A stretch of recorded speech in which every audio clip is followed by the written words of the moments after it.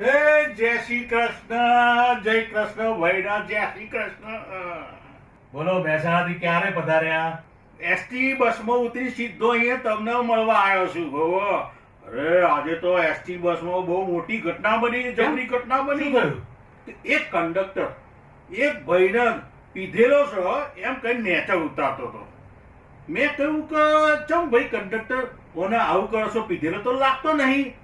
તો એ કંડક્ટર મને કે જોતા નહીં કાકા, આ છે ને એ આ બુનને ઊભો થઈને પોતાની સીટ આલતો હતો.